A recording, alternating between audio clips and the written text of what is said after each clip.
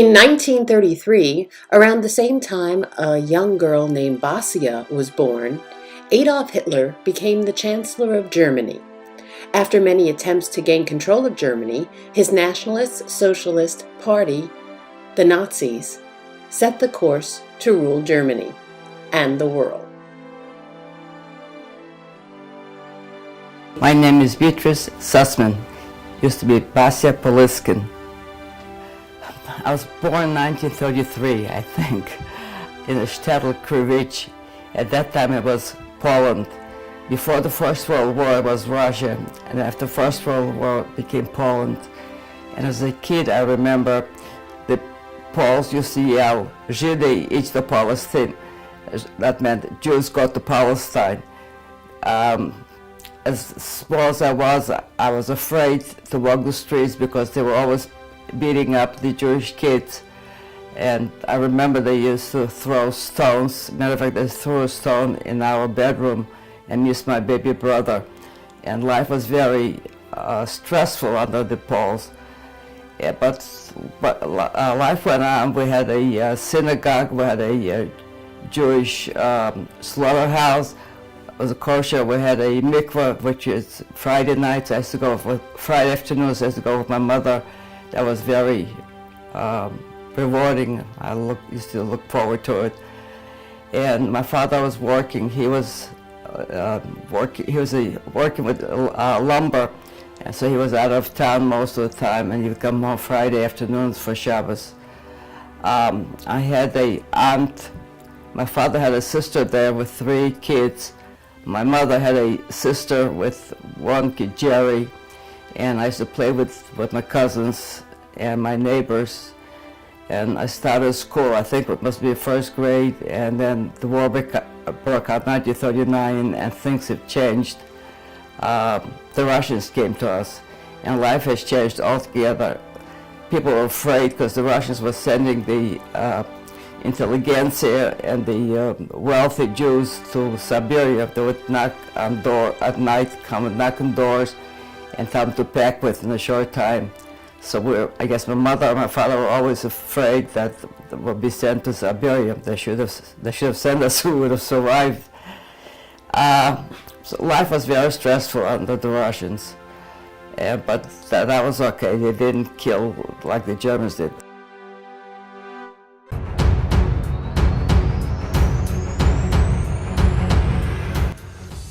Poland was part of a Soviet military operation that started without formal declaration of war on September 17, 1939.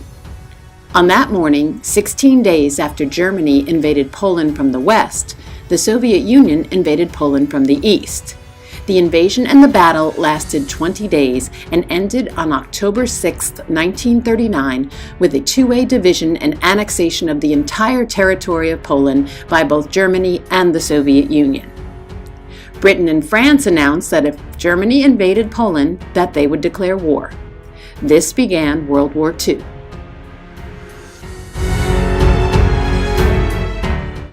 Then in 1939, I was playing outside with my friends and I saw 2 planes coming in. I thought I could get in the roof of our house, and it dropped a couple of bombs in the backyard, and I ran home screaming, and everybody in town were all concerned what happened. And next day the Russians retreated, they all left, and next day the Germans came in with bikes, those motor bikes where they had they had another basket, but another German would be sitting, and tanks and trucks and stuff. And life became stressful because my mother, I guess, my grandmother, they knew what happened with the First World War, so they weren't so concerned what was going to happen. But we had people that were coming from the other part of Poland, because when the Russians and Germans split Poland, our part of the Russians came and the other part the Germans. So we had people coming to our town telling us what was going on, and the grown-ups couldn't understand that so horrible thing, because they knew that the Germans weren't so bad. But then the Gestapo, they had orders, a schedule of different towns. They called the Schritte, the massacre. And one day my mother everybody had hiding places. And one morning my mother got up in the morning and she saw the Gestapo in the backyard, and she came running and she said, this is the day of the Schritte, the massacre. So my father was already hiding in the basement. So my mother, my father, myself, my baby brother, now the basement was smaller than that table. And we were just standing up, and my baby brother was crying because it was just before Passover, it was cold and dark. So she said, because of him, we'll all get killed. So she went out, she covered the top, and she went to the next door neighbor, and the Gestapo spotted her, and he shot her. And the baby brother was wounded, and then the Gestapo came, and with his boots, he finished him off. So my father was shocked because I say, opening it in the cellar. So my father took my face and stuck it in his, he says, don't cry, we must survive.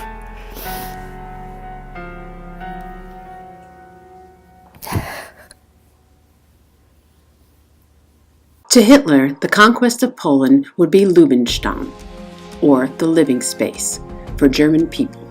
According to his plan for racial superiority, Germans would colonize the territory and the natives would be enslaved. In Poland, German forces advanced at dizzying rates, employing the military strategy known as the Blitzkrieg, or Lightning War, as armed divisions captured all in their path. Despite their declaration of war against Germany, Britain and France did little to militarily aid Poland. Polish Jews were being killed in staggering numbers, and those who were left needed to escape.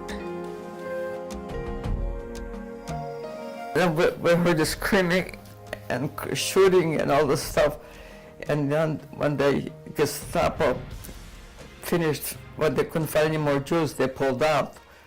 So next day, the neighbors came because they knew if we had hiding places, if we had basements, cellars.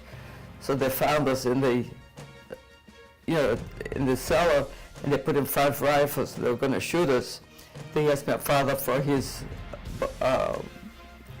valuable things, and my father had Russian rubles, pieces sewed into his pants, so he gave them the rubles, and he showed us where we had stuff hidden, buried in the barn. Valuable things for silver, whatever. I don't know what it was, and they let us go.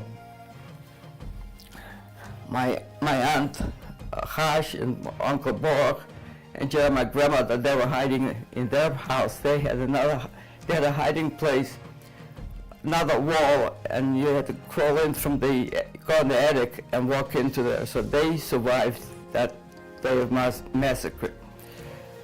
My father, he was with the farm. He knew the farmers because he was in the lumber business. So he got in touch with one of the farmers to hide us. So the farmer agreed, and in daytime we stayed in the swamp, and at night we would come and sleep in the barn with the hay or the cows. And I was a little spoiled kid.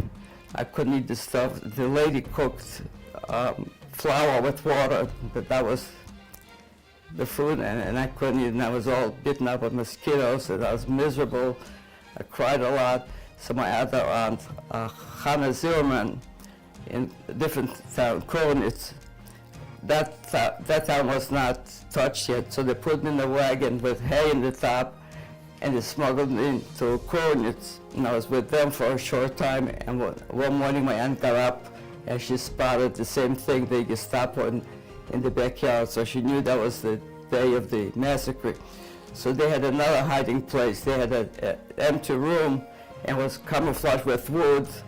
So the door, they couldn't see the door, but in the back there was a crawl space. So we crawled in, and they had provisions there. And the same thing was the shooting, crying, and so my girlfriend, she had braids that they pulled her, and we had to be quiet. We couldn't cry. And at night when they stopped shooting, they pulled out. Somehow, I don't know how, I took my aunt Zimmerman and her husband and my cousin Jerry to the farm where my father was hiding. It was, I didn't have a GPS. And so we were there for a short time. During harvest time, we couldn't go back and forth because the farmers were going to the fields. So we had to stay quiet in the attic and just lay flat, not to make any noise because the neighbors would come in to visit the farmers. So the men, they couldn't urinate. So that what they did, they took a bark from a bark tree and they made a funnel and they could urinate. I couldn't do it, I was wet all the time. So years ago I ran into somebody in New York that we were together. So the only way he could remember me, oh, Bashi, the way she was always wet. I was so devastated. I mean, that's the only way he remembered me, that I was.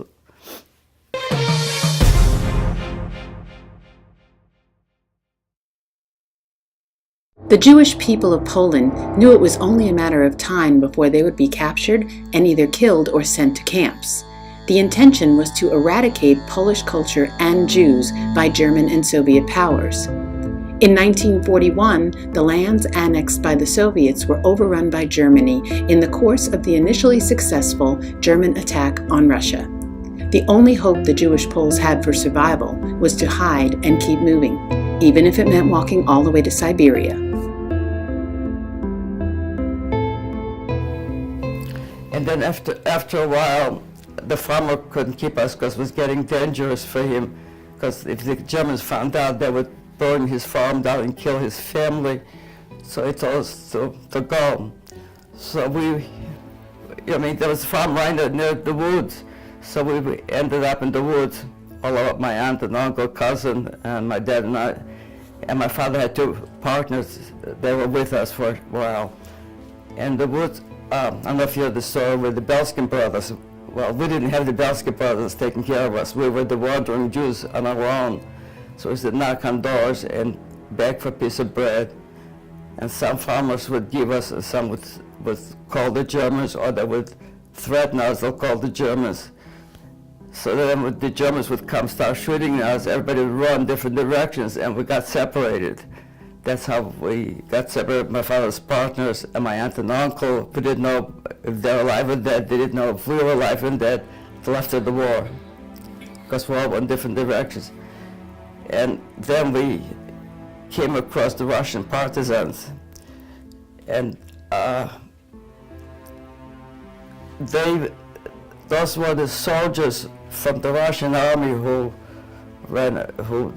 what happened, the Russian army, the soldiers surrendered to the Germans, but the Germans didn't treat them right. So they decided they're better off fighting the Germans and dying fighting than dying just like that. So they became partisans. They had ammunition, guns, rifles, and they helped us get food, because if you go with a rifle or a gun to a house, you get something to eat. So that's how they helped us for a short time. And we're just wondering, then somehow news came around that we should go to Russia, cross the Russian-German front, and that was 1942-43. So the partisans, they were going, and they didn't want to take us because I was a kid and afraid. So they told my father that he should leave me behind with some farmers, and he said, no, she has to survive. I'm not.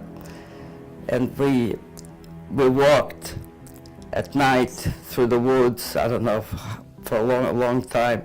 And at daytime we rested, or we just lay still. They shouldn't see us. We had no toiletries, no toilet facilities, no showers. We had lice go like this, and those lice take our clothes and shake. Now when I hear popcorn, it's like the lice popping all the time. We had same set of clothes, nothing with us. We had to cross rivers and lakes, and my father carried me on his shoulders because I was too short. And sometimes the Germans would be shooting at us, so a lot of people got killed. I mean, we were always losing people, getting new people. It was like constant change in the group. And finally, we worked for God knows how long, because we started, I think, after Passover, and we crossed the front was in 43, so that was a long time of walking at night. And then we crossed the Russian front, and the only place we could go was Siberia, because in 1943 the Germans were all the way up to Stalingrad. So we wanted, my father, I had no idea what I wanted. So I told him to go to Siberia. It's safer there. So we were jumping. We had no money for tickets with us, so we're jumping on the freight cars, and we go to this from station to station. We would jump off, we would go steal some food somehow, and it was a miserable journey. And finally, when we jumped trains, you don't jump this way, you jump the way the train goes, because if you jump the other way, you get your legs cut off. That's the education we had. Now whenever I see a freight car, I see myself being. And we had no bathroom facilities, so we were always wet and dirty, and it was awful.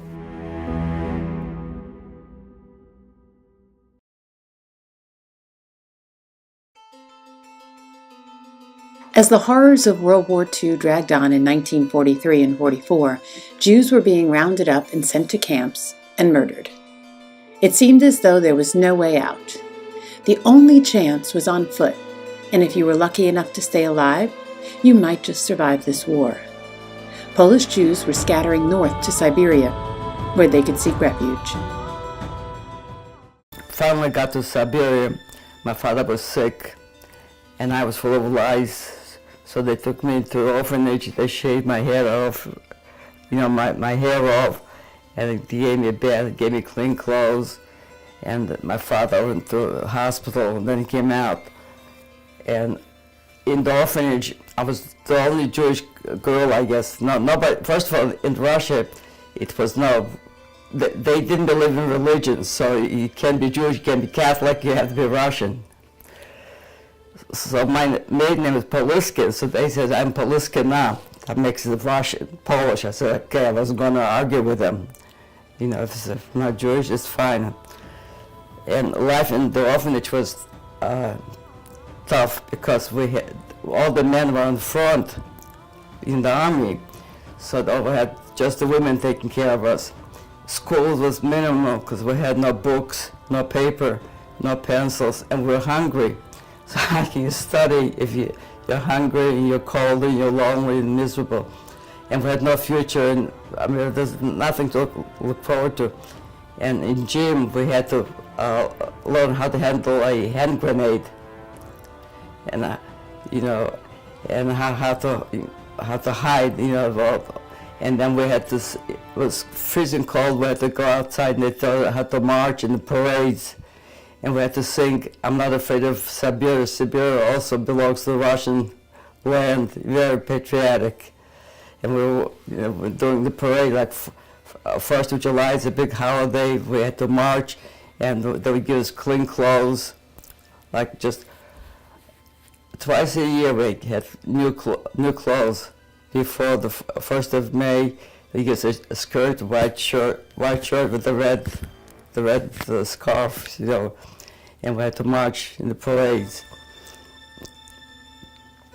And we had to work in the fields, take care of our own needs, because we had no men there to take care of the stuff. So they would line us up, 700 kids in the field.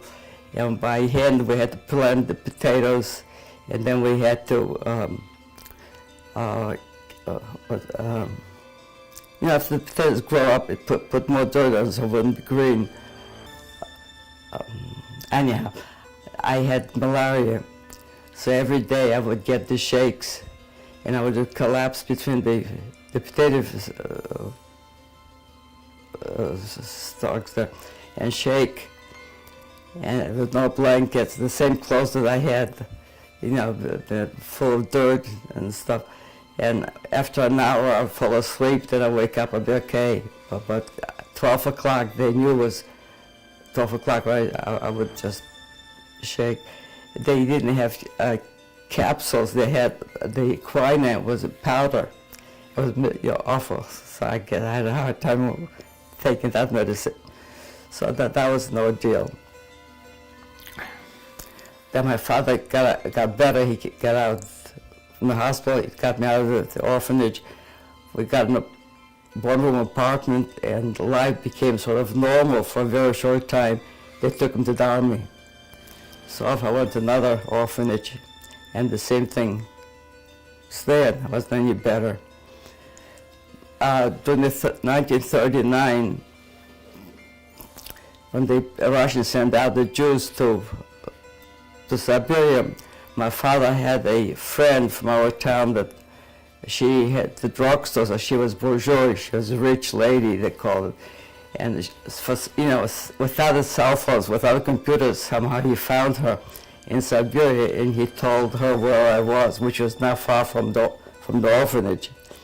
And she had a daughter, so the daughter came to see me, and I wouldn't let her go without me. I said, "You got to get me out of here."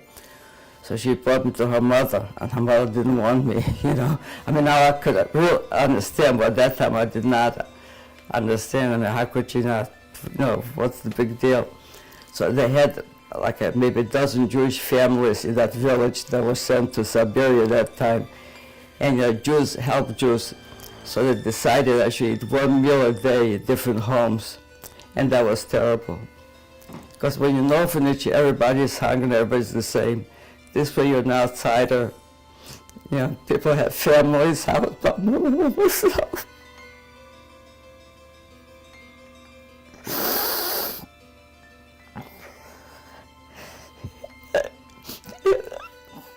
And I was saying with my mother, because she took my brother, she left me to survive. I mean, once you die, you die. This was just like...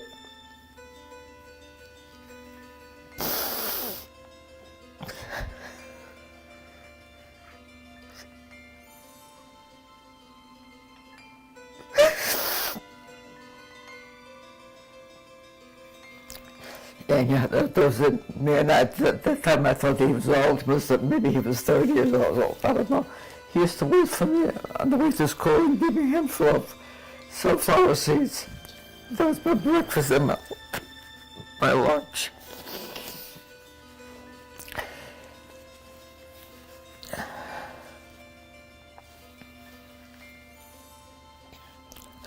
And I had to work for this woman. I had to carry water. We have a picture upstairs. The water, what do you call this? So I had to go to the lake. In Siberia, there had no clothes, no gloves, nothing. I had to get the water, 2 pills of water, and carry it to the house, and boil the water, and wash the floors. The floor was white. Take a big knife in the hands and knees. And each panel you have to scrub and wash it down. It was just awful.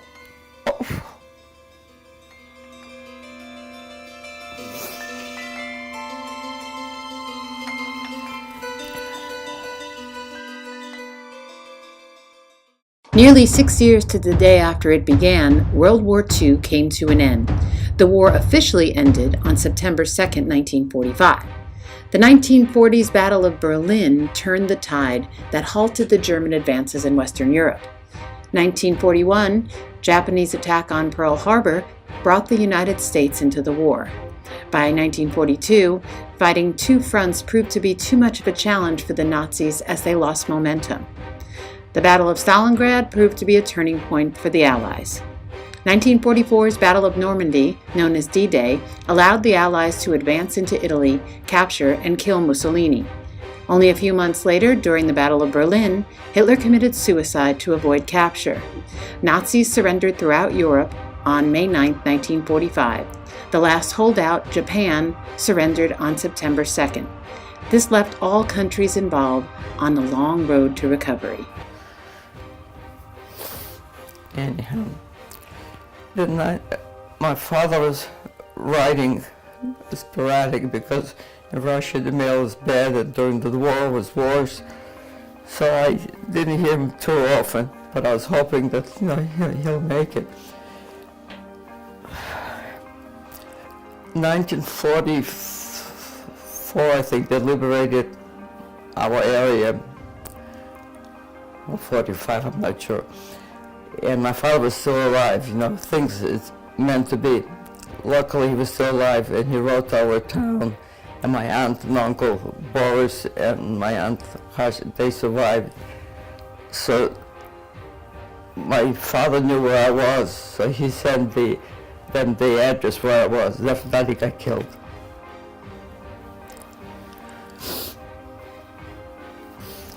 So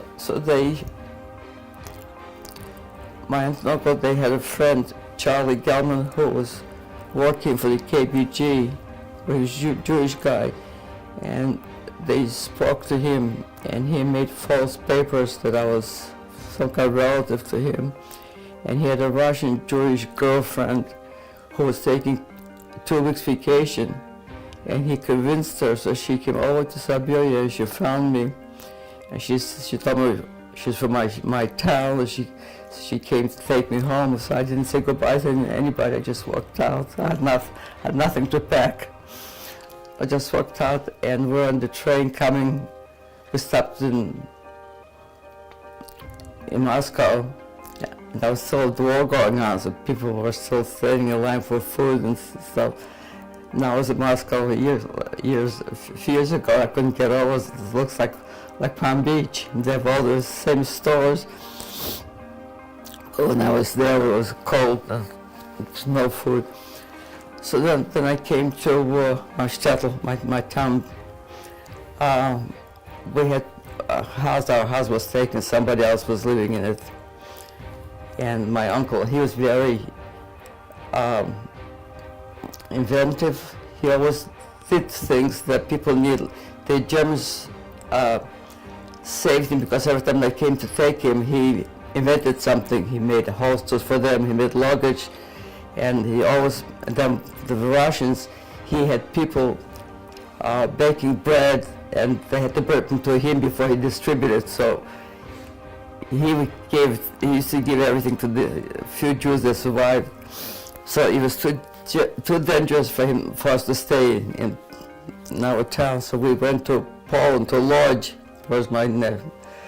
And a lodge, 5 people, we slept in one bed, this way, with our clothes. We never took our clothes off. And from lodge, somehow I didn't know what was going on, not basically, but I guess the idea was to go to Palestine, to get away from all this, because the Poles were not any better. They still had pogroms, and they still yelled, the Jews go to Palestine. And between the Poles and the Russians, it was no picnic, so we tried to get away. So then from Lodge, my uncle found a cousin of his, so they sent me to Berlin, and they were supposed to follow us. So we were on the train from Lodge going to Berlin, and on that train there were a lot of German refugees who ran away during the bombing. They went to Poland, I guess, I don't know. So one of the guys checking for tickets, he realized that I'm not a German. So they took me off the train. They put me in a room. It was like a detention thing.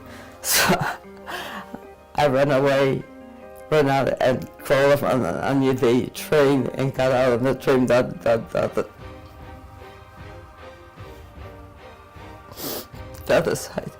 And I found that man that was with me. And then we got to Berlin, and they had it was like a refuge. It was a big building, and all the, I guess, survivors from camps and whatever, it was like a gathering house. I don't know how we managed to eat. But we were there. Everybody together. There's no privacy, no.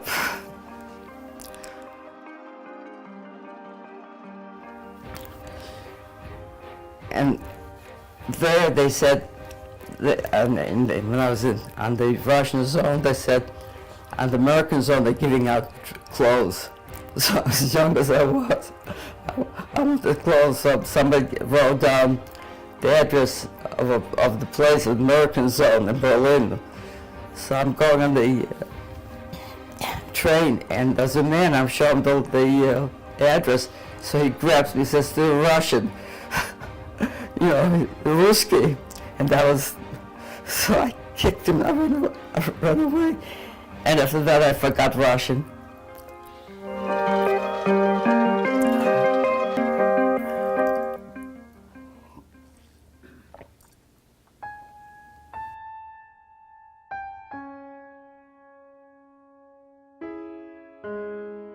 World War II officially ended with Germany's unconditional surrender.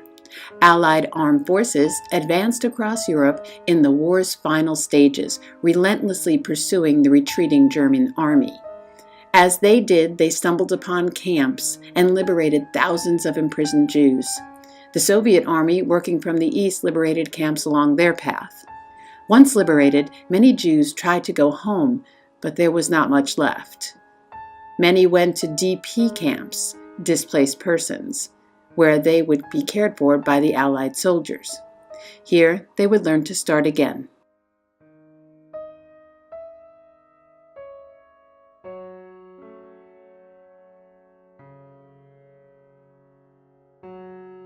Then my aunt and uncle came. They found me, and from there we went to the American zone in Berlin. They're building a new displaced persons camp, Schlachtensee. Have you heard about it? So in order for us to get to Schlachtensee, we had to Uncle rented a Red Cross truck. It's a Holland truck. We were supposed to be Holland people, and we were supposed to cross the Russian zone there. And we're all sitting in the truck, and I was the first near the door, and I was car sick. So the Russian opens up the door, and he says, "Oh yeah, they're sick," because I was throwing up all over. And I understood what he said, but I was scared shitless. So then we got to the American zone, and life became better. We had one room, but my aunt and uncle slept this way, and their son slept on the floor. There's another bed, there's another couple, they slept, and I slept next to them. That's how I learned my sex education. My aunt and uncle started making love and said, now the kids are here, the kids are still up. Then they would finish their other couples. I said, no, the kids are still up.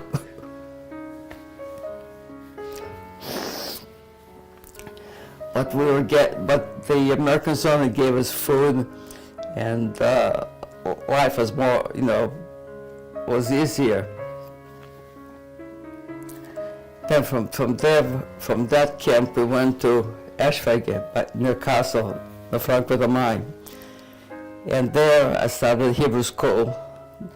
But there are 20-year-olds and 6-year-olds, they all went in the same class because everybody missed school, but it was Hebrew school. So we learned, because we want to go to Palestine. I mean, we were indoctrinated to go to Palestine, like the Exodus, illegal, go to Italy and then go to Palestine. So we were learning Hebrew songs and Hebrew dances, and Ben Gurion came to speak to us and tell us about Palestine.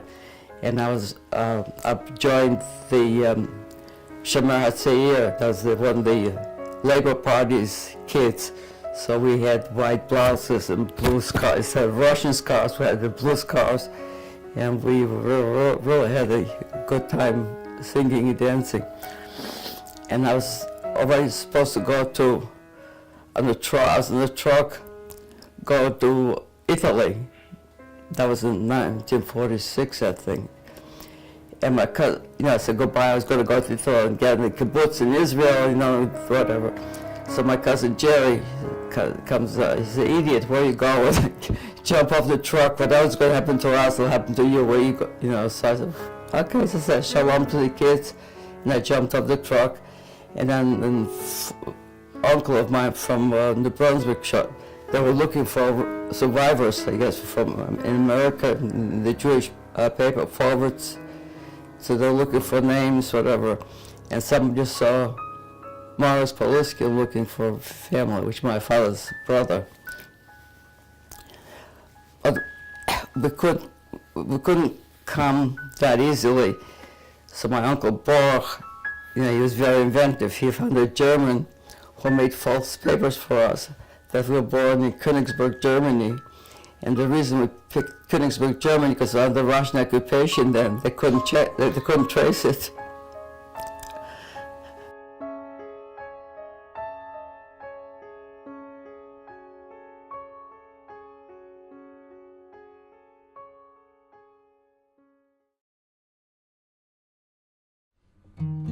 With the war now over, it was time to heal. Some Jews went to Palestine, and some came to America.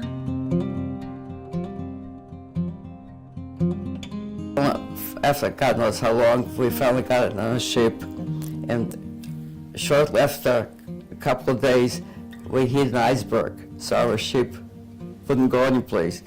It was outside of England. They wouldn't let us dock in England because we were refugees. So can you imagine in March, staying in the middle of the ocean for a whole week, everybody was deadly sick. The ship was going this way. They had ropes that you had to hold down because you could go overboard. 3 weeks took us to cross. They brought another ship along and they hoisted us one at a time. And finally we came to the United States on April 1st, 1947. I had two uncles in the United States and an aunt, she was a half-sister. So Morris and Harry came to see me. Harry said hello and never saw me again.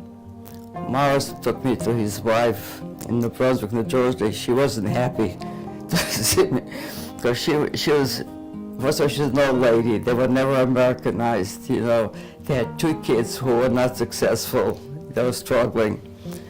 And also she had a big family in Europe, nobody survived, so she was a little resentful, so it wasn't that pleasant. But I went to school and I didn't know any English, or I missed school altogether. So they put me into junior high. And when I graduated junior high, I got the highest achievement, not scholastic, but the highest achievement award. So they had the big letters. Concentration camp, they didn't know the difference. The concentration camp survivor, got the highest achievement award. Then I had two jobs when I was in school. I had all my credits in the mornings, so I could graduate. I didn't have any extra classes for fun, as they call the basic stuff. And I worked in one store from 12 to 6, and then from 6 to 9 another store. And I'll go, my aunt would save all her work for me. She was also a little sick. I never smoked. So she used to complain. I worked in this drugstore, and the lady had no children, one of the ladies that worked with me. And her husband traveled a lot, so she used to take me to her house overnight. And when I loved it, she was American, modern, but they changed jobs all the time, so she had a lot of curtains. Years ago they had the ruffled curtains, you had to starch it, and press it. So she gave me a bunch of curtains. So I put in my room and I fixed it up. And my aunt used to take the uncle's ashes and throw them on the, and then she was yelling at me that I did this. I mean, you know, would I do this? So she was miserable. I had a date. I bought a dress for $30 that I put on layaway. It took me 6 months to pay for the dress. And I wanted to put the dress on. My date was coming, and she ruined my jacket. I was crying. What happened? She was short and fat, and she wore a dress with a jacket. So she asked me, I know, how do I like the jacket? I said, no, Tante, the dress is nice, but the jacket. So she was angry. So she just ruined my jacket. It measured the only one dress I had.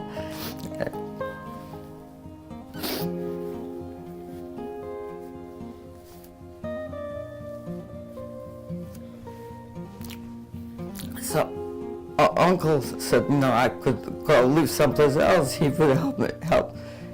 Because I was paying her $7 a week for room and board. But you know, those days, if a girl moves out, you're a bum. You know, they're nice people, you know, what's wrong with her? So I stayed. And then when in high school, I was taking merchandising because I used to make displays, no window displays, and I always liked nice things. So I was supposed to get a scholarship for Institute of Merchandising because I had a cousin in New York who was manufacturing ladies' coats. So I was supposed to work there, but you know, you're a survivor, you're a greenhorn, you're a survivor, you know, get married, you know. So I had a cousin in New Britain, Connecticut, my mother's nephew, who was quite successful. He was wholesale eggs, and they were young people. So they took me to them, and I really enjoyed it because I could take a shower, I could talk to them, the people. So they started to fix me up for dates. Post-World War II, we saw many immigrants come to America, as America has a rich tradition of welcoming people from other lands. Jews not only survived, but thrived here.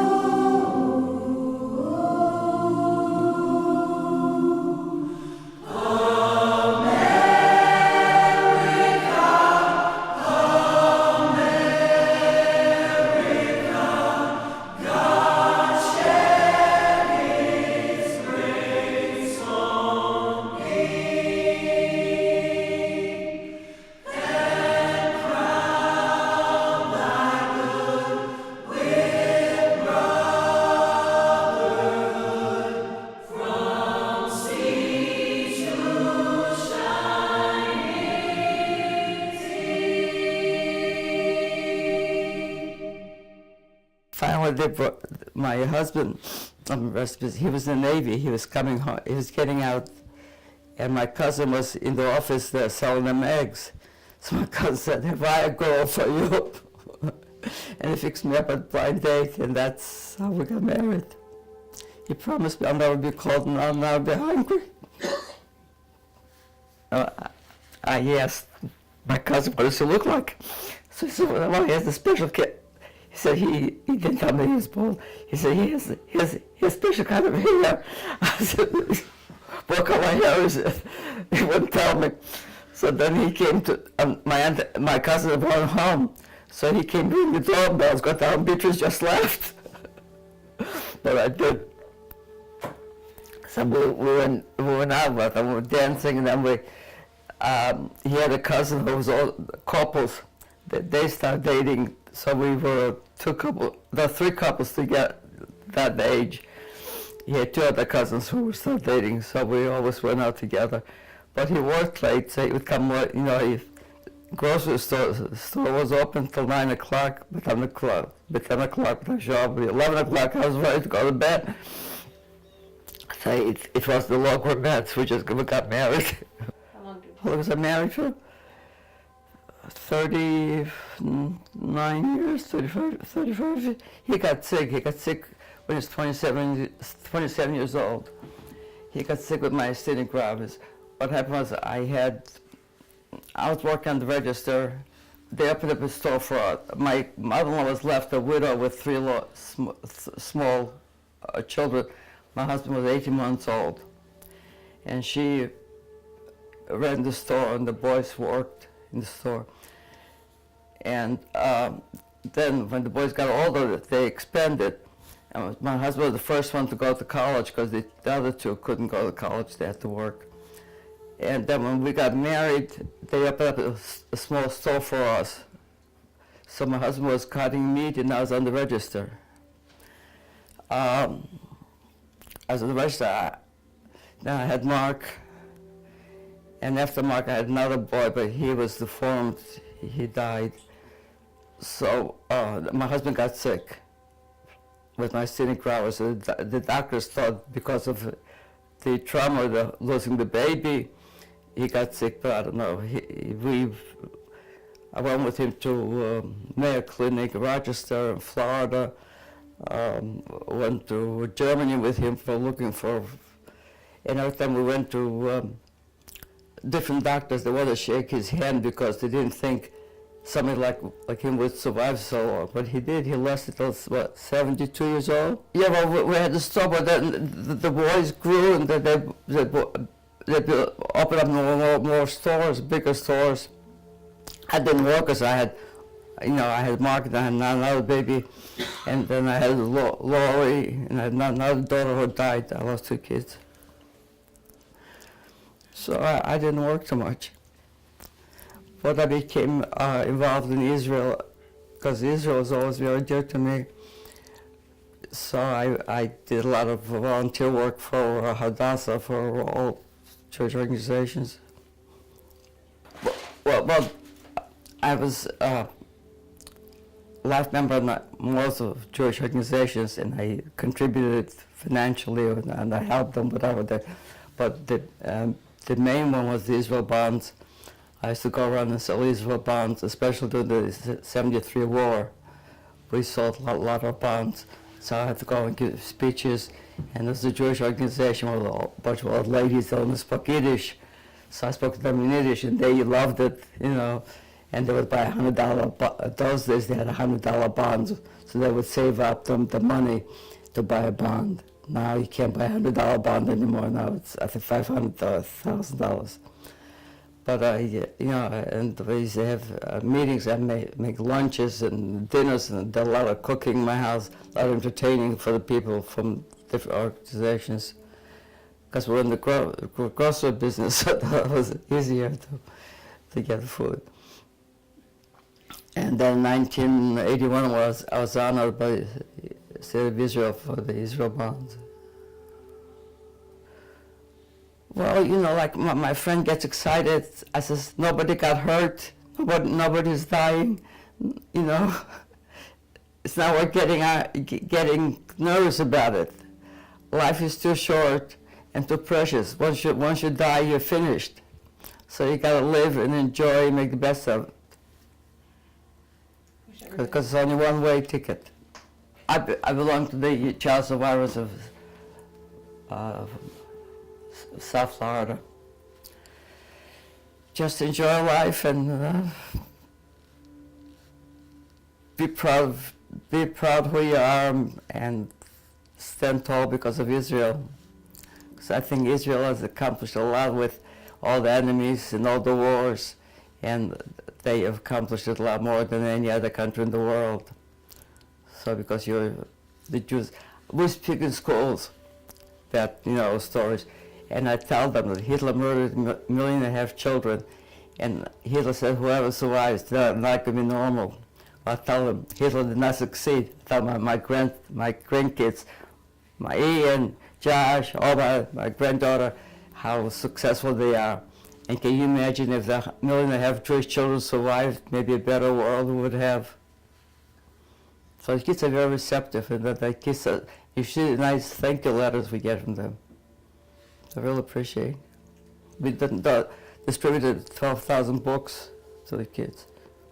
That's beautiful. And we teach them tolerance, bullying, no name calling. That's very important. No matter what color you are, or what religion you are, we're all equals.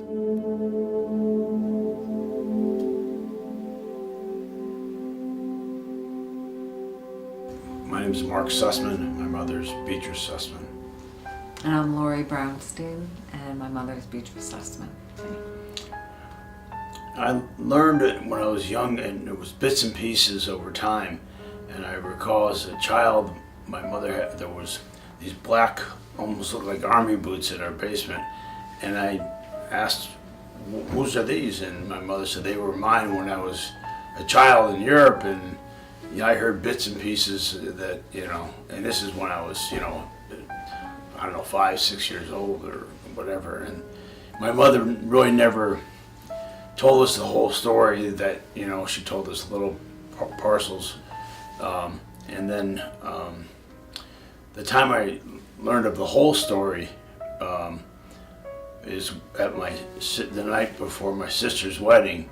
We were at the Shabbos at the dinner table, and my mother had a relative from Canada who was a survivor, and he told his entire story. And my mother all of a sudden felt, it was really incredible, but she told the whole story, as you may have just heard, and I never really heard it all until 30 years ago, approximately. Mm-hmm. And was that the same for you, Lori? So, no, first of all, now I know why I don't remember that story, is because I think I was at my 10th high school reunion the night before my wedding. So you were probably at dinner, and I wasn't. But I think there wasn't a specific time that I found out my mother's story. I knew my mother was a survivor, and again, we had bits and pieces. I knew my mother's father died. Well, her mother died and her baby brother died, and we heard that part of the story, and we heard the parts that my mother walked through the woods and that she was in an orphanage. But I think when I've heard the first time I heard the whole story is when my mother recorded it for the Yale archives. And there was a tape of that, and we all listened to it. But I don't even know what year that was.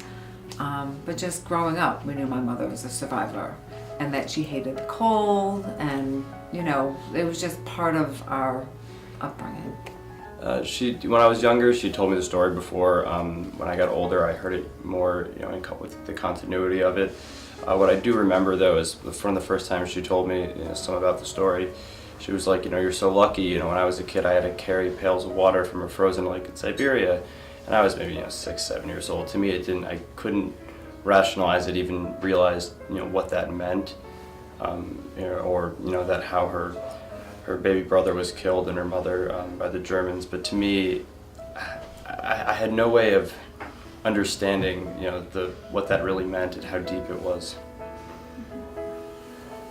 I think my grandmother, we call her Bubby, our Bubby, told us many different times the story, and in a lot of ways, rather than hearing the whole thing at once, she would tell us whatever she was remembering maybe at that time. So she would tell us about what it was like when she was in the orphanage, or what it was like when she would be walking through the woods with her family or people that she had, met along the way. But I think that when it had come up, it was usually when, for me at least, when I was having a hard time with something, and she wanted me to recognize, kind of to put it in perspective, I guess, and to think about not only what my life could be like, but how lucky I am that it is the way it is, and how even though my problems seem big sometimes, they're not at the end of the day. So I think that oftentimes they were, so we would always know her story, but they were also great teaching moments. Yeah, as Nicole was saying, it was kind of just always a fact of life growing up, and piecemeal we'd always hear parts of the story, and a very few times I feel like only in recordings I'd ever hear the whole thing from start to finish, but it was just like a piece would come up in a part of conversation, or for example, I was like when I was in Alaska and I called her on Skype, she would talk about like the orphanage in Siberia and what it was like being there, since she knew I was in like a similar environment, obviously very different circumstances, but like it's just always a part of conversation and something that we were mindful of. Great. I think that it molded me in that,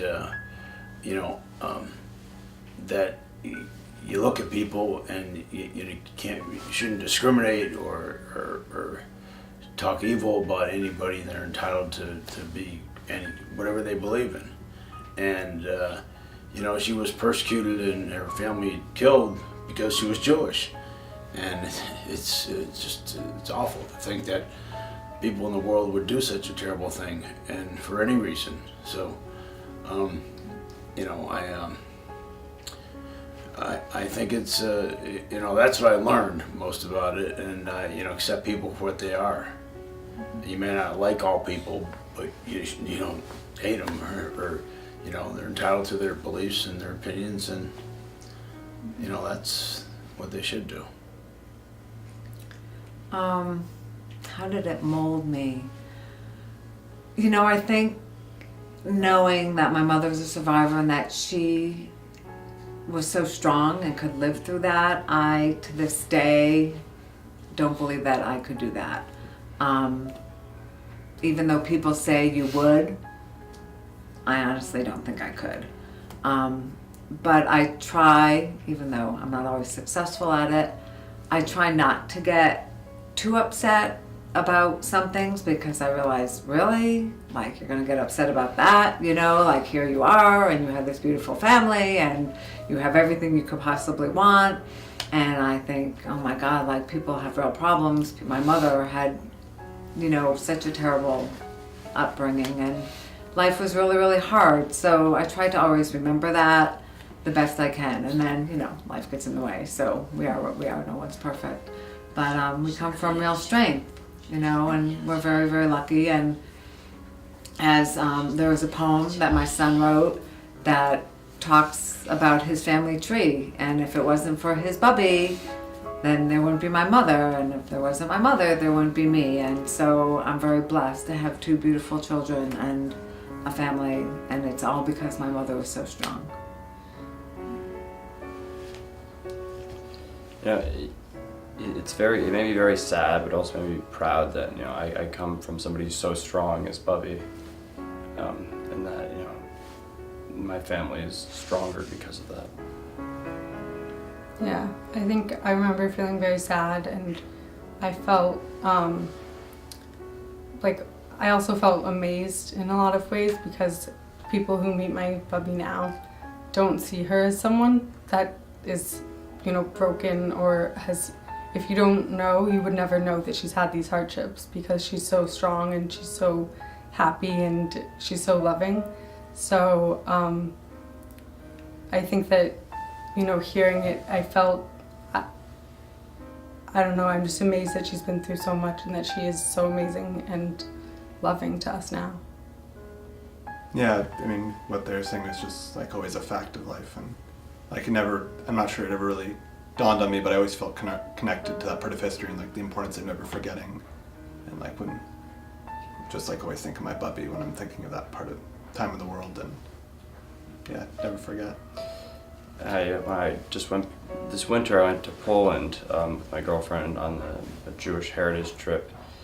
And I always heard her story, and I couldn't rationalize the enormity of what she went through, and going there just helped me realize just a little bit more to how she must have felt, and understanding what she went through. Because when you're sitting here in Newton, it's very hard to to understand what she went through in the other side of the world during the war in a freezing place like Siberia.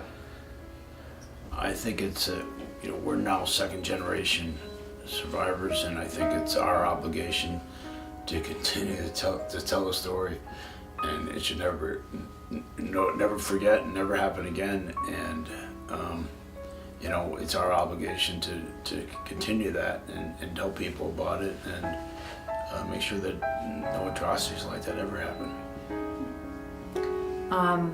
I feel that same sense of responsibility, and as the kids were growing up, when they were learning about the Holocaust in school, of course they knew more probably than most of their friends, and they shared the story of their grandmother. And then at one time my mother went into school to share her story with the kids, which I thought was very important, because when the kids could actually see my mother and hear from a survivor, the impact is so much stronger.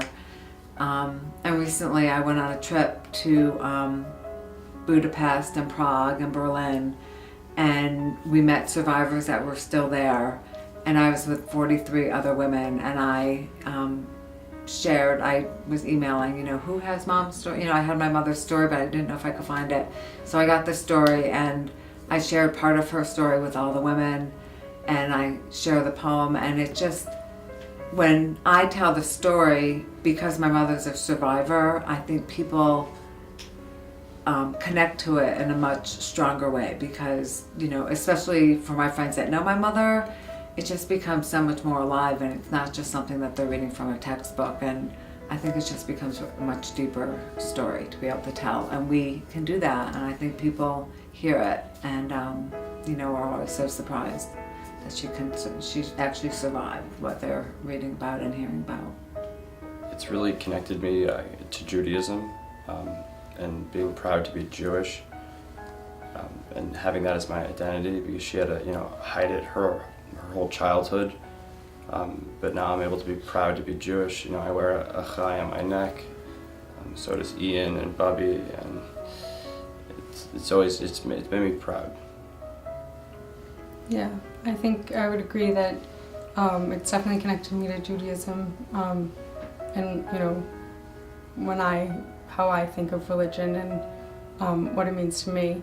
And it also, I think, like, a lot of it is connecting to family. I think the importance of family, and when she talks about how she lost her family and what that was like and how hard it was to see other families, and now she has us as family, and we love that we all wouldn't be here without her. So we have this big, beautiful family because she was so strong and so brave. So I think that in a lot of ways, for me, it comes back to being proud of our religion and of our family. Yeah, kind of expanding on what Nicole was saying, like, her whole story is the reason why we're here. Without any of that story, like, she wouldn't have ended up in New Jersey and then coming to Connecticut. She might have ended up in Israel, and it would have been a very different life for all of us. So her story, like, all the details really lead to our lives. And I think it's easy to be removed from it. It's something that happened.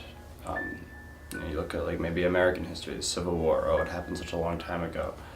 To me, the Holocaust had happened a long time ago, but it's still close to us. We still have survivors, and I think it's very important, to learn from them, people who are actually there, to hear their stories and what they went through, so we can record it in history so it doesn't happen again. Yeah, I agree with Josh. I think that it is easy for people to kind of remove themselves from it, but I found, whether it was in school when we were learning about the Holocaust or just in other conversations, when I share my Bubby's story with other people, it seems to make them think about it more deeply, and it's harder to remove yourself from it when you know people that are connected to it in that way. So, and I think that's part of why she likes to tell her story and wants to tell her story, because she wants people to understand really what happened, and what's come because of it and what's not here because of it. Yeah, and like with a lot of the horrible massacres that had happened, like, as when you're reading them in a history book, they can become a footnote as they get further and further away, but being one of the last generations where we can talk to survivors, I think it's a big deal to be able to speak with people like our Bubby and who were there, and that grounds it and makes it more real and really makes you understand in a way that it's harder to understand from reading a book from a far gone past.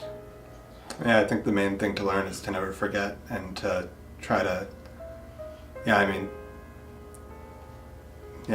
never forget. That's the main thing, I think. And to appreciate the small things in life. It's easy to get all upset about, when you spill something on your shirt or just the small daily activities, but, after you hear a story, you realize that, life isn't so bad, and that you can really get over it. Right. And I think that's part of the perspective piece, and there are, when we talk about life isn't so bad, for us life really isn't so bad, but for some people it is really bad, and I think that I think that this story, you know, whether it's our Bobby story or other survivors' story, it can, you know, hopefully it reminds them that if they're able to persevere and understand that, you know, or at least know that some people have come out on the other side of it and been able to look back on it, and while it's still sad and it's still incredibly hard to think about, like, it can get better. So I think maybe part of it is like a hopefulness of it for those who have, you know, problems that are, even when you put them in perspective, it's not that far off.